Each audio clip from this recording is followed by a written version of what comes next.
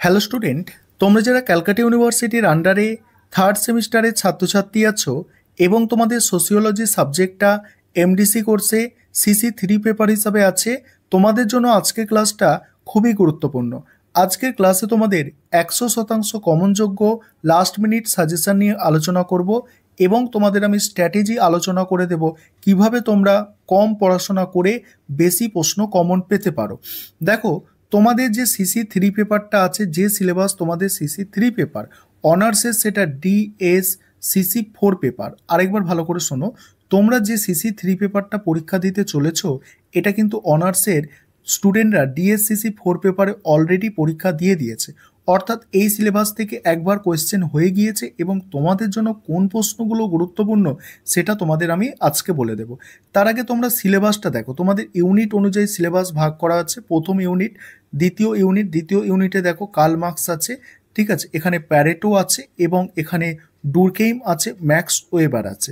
এবারে কথা কি, মানে এখানে বিষয় যেটা হচ্ছে যে তোমাদের দেখো এখানে কি বললাম আমি, কার্ল মার্কস, তারপরে হচ্ছে এই প্যারেটো, ডুরখেইম আর ম্যাক্স ওয়েবার, এই যে পোর্শনটা আছে না, এই পোর্শন থেকেই তোমাদের কোয়েশ্চেন হয়ে থাকে। বিশেষ করে তোমাদের এই কার্ল মার্কস, ঠিক আছে, এমিল ডুরখেইম এবং ম্যাক্স ওয়েবার, এই যে তিনজন থিঙ্কার এখানে আছে, এই তিনজন থিঙ্কার থেকে 60% থেকে 70% প্রশ্ন কিন্তু পরীক্ষায় হয়ে থাকে।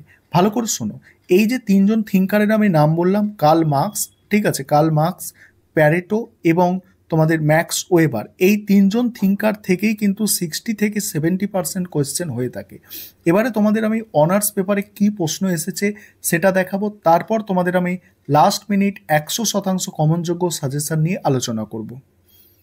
দেখে নাও তোমরা অনার্স পেপারে কি কোয়েশ্চেন এসেছে। দেখো এখানে, দেখো অনার্স পেপারে তোমাদের কি কোয়েশ্চেন এসেছে, তোমরা যে সিলেবাসটায় পরীক্ষা দিতে চলেছ, এখানে মন্তেস্কু এবং সাসিমোর অবদান মূল্যায়ন করো, মানে সমাজতত্ত্বে। তারপর ইতিহাসের বস্তুবাদী ব্যাখ্যায় মার্কসের, দেখো মার্কসের তত্ত্ব, মার্কসের ঐতিহাসিক বস্তুবাদের তত্ত্ব কিন্তু চলে এসেছে পরীক্ষায়। তারপরে দেখো বেভারের মত অনুসারে ধর্ম ও পুঁজিবাদের মধ্যে সম্পর্ক ব্যাখ্যা করো। তারপর প্যারেটোর প্রবর, মানে আবর্তন তত্ত্বের ওপর টিকা। এই প্রবর তত্ত্ব মানে কি জানো, এলিট তত্ত্ব, প্যারেটোর এলিট তত্ত্ব চলে এসেছে। তারপরে এসেছে কি, তারপরে এসেছে দেখো সোম বিভাগ নিয়ে ডুরখেইমের মতবাদ চলে এসেছে। তবে এখানে মার্কস এলো, ডুরখেইম এলো, ঠিক আছে, কোনগুলো এসেছে তোমরা একটু লক্ষ্য করো এবং তোমাদের জন্য আমি মোস্ট ইম্পর্টেন্ট প্রশ্ন বলে দিচ্ছি। তারপরে 5 নম্বরের প্রশ্ন যেগুলো এসেছিল, কোতের প্রত্যক্ষবাদের ওপর টিকা। তারপর দেখো পদার্থবাদী এই প্রশ্নগুলো দেখো। তারপরে বেভারের আদর্শ রূপের ওপর টিকা, প্যারেটোর ব্যুৎপত্তির ওপর টিকা, আত্মসচেতন শ্রেণী বলতে কি বোঝো, ঠিক আছে। তারপরে কি আছে দেখো, সমাজতত্ত্বের বিকাশে ইউরোপের জ্ঞানদীপ্ত সামাজিক ঘটনা, ওয়েবারের সামাজিক ক্রিয়ার ধারণাটি পর্যালোচনা করো। এই যে প্রশ্নগুলো কিন্তু অনার্সে দেওয়া হয়েছিল এবং তোমাদের জন্য কোন প্রশ্নগুলো ইম্পর্টেন্ট এবার দেখে নাও।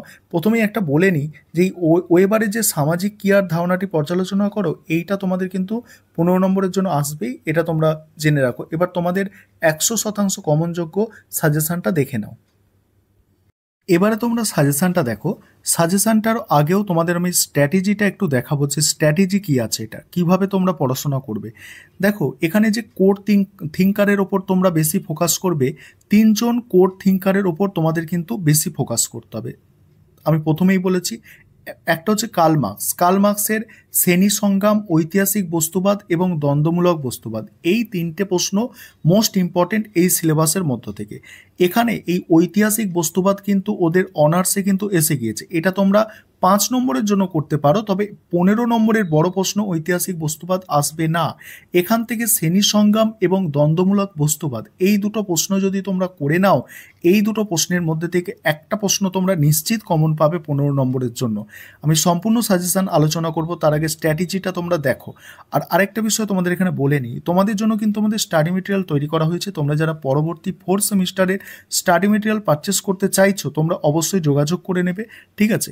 এবার দেখো ম্যাক্স ওয়েবার থেকে দেখো ম্যাক্স ওয়েবার আদর্শ প্রকরণ, সামাজিক ক্রিয়া এবং কর্তৃত্বের প্রকার।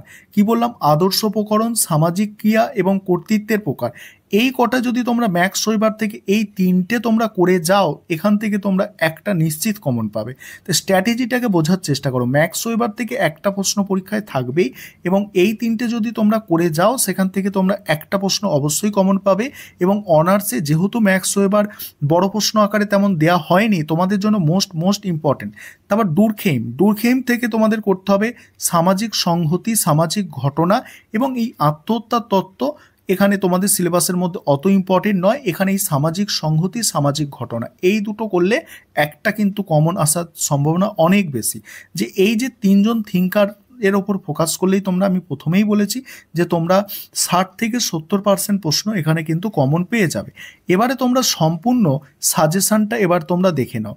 দেখো, প্রথমেই মোস্ট ইম্পর্টেন্ট প্রশ্ন তোমাদের জন্য দেওয়া হয়েছে যে কার্ল মার্কসের শ্রেণী সংগ্রামের ধারণাটি আলোচনা করো। এটা হচ্ছে 15 নম্বরের প্রশ্ন। তোমাদের 15 নম্বরের প্রশ্ন, তিনটে উত্তর দিতে হবে, তোমরা জানো। তারপরে কি হচ্ছে দেখো, তারপরে পরের প্রশ্ন আছে ম্যাক্স ওয়েবারের আদর্শ প্রকরণ ধারণাটি বর্ণনা করো। আদর্শ প্রকরণের গঠনের উদ্দেশ্য, মোস্ট ইম্পর্টেন্ট প্রশ্ন। পরের প্রশ্ন আছে জ্ঞানদীপ্তির সাথে সমাজতত্ত্বের সম্পর্ক আলোচনা করো। এটা তোমাদের ইউনিট 1 থেকে মোস্ট ইম্পর্টেন্ট একটা প্রশ্ন। পরের প্রশ্ন আছে সমাজতত্ত্বের উদ্ভবের জন্য দায়ী বিভিন্ন উপাদানগুলি সম্বন্ধে আলোচনা করো। ঠিক আছে, এটাও মোস্ট ইম্পর্টেন্ট প্রশ্ন। এখানে কিন্তু একটা পয়েন্ট আছে ফরাসি বিপ্লব, সেই ফরাসি বিপ্লব দিয়ে 5 নম্বরের কিন্তু প্রশ্ন হবে। ঠিক আছে, তারপরে আছে দেখো ইতিহাসের বস্তুবাদী ধারণা। এটা কিন্তু অনার্সের এসে গিয়েছে, এটা তাহলে তোমাদের করার দরকার নেই 15 নম্বরের জন্য।